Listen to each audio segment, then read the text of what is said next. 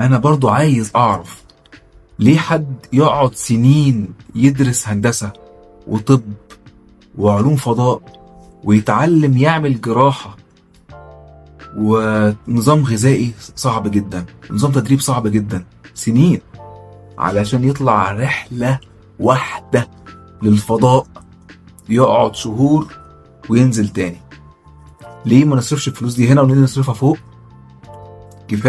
كفاية ان يبقى عندك شخص قادر انه يتحمل كمية الضغوطات دي على جسمه وجهازه العصبي، علشان الرحلة ما بتعديش 10 دقايق عشان تطلع بره الغلاف الجوي من اللانش باد، من اطلاق الصاروخ لحد حاجة اسمها الماكس كيو، بتاخد 2 ل 3 دقايق. بعدين بتبقى عندك بقى بتفصل المحرك بيسموها الميكو، بتاخد من 8 دقايق ل 9 دقايق. بعدين انت بقيت فوق، سكوت، مفيش حاجة، اكنك انت في بحر بس مفيش مية، انت عايم بس مفيش مية. بيطلعوا فوق محطة الفضاء الدولية، هي فيها كل الجنسيات فوق، تبقى عاملة زي المكعبات، تبقى غرف ملزوقة في غرف ملزوقة في غرف ملزوقة في غرف، ودور الناس اللي هناك انهم يصينوا يركبوا ويفككوا على حسب الحاجة. يعني مثلا لما علشان الصاروخ ده او قمة الصاروخ او الشامبر اللي بتروح تركب في محطة الفضاء الدولية ده محتاجة ادابتر، والادابتر اللي فوق ده اللي هو زي المشترك زي المشترك، والمشترك ده ليه انواع واشكال، ومحتاج حد يساعد ان الشاتل دي تركب في محطة الفضاء الدولية.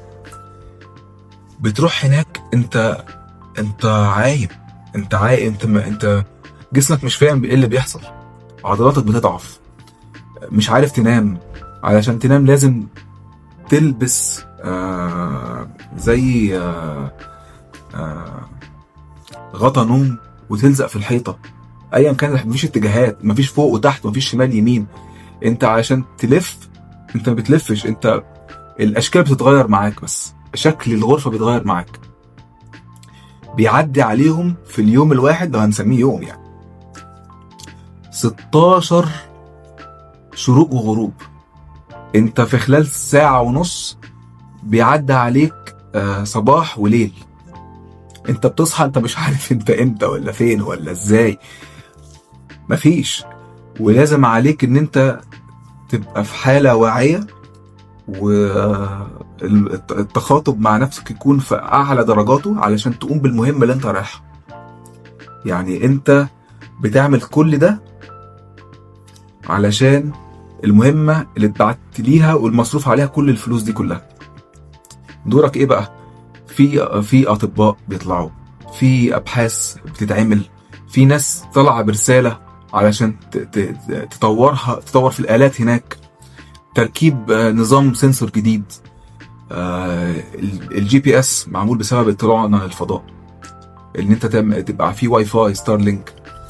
في ادويه اتعملت علشان مفيش جاذبيه فوق، علشان هشاشه العظام. هشاشه العظام معموله بسبب ان احنا طلعنا في الفضاء وعرفنا ازاي نعمل حاجة نعالج بيها امراض زي دي. وجودنا فوق بيخلينا نبص على شكل الخريطة الارضية بأبعاد مختلفة.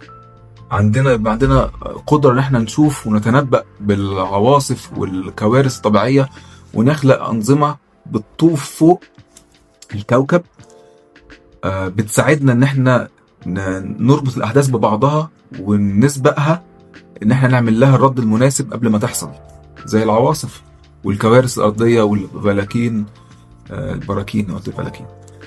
وبعدين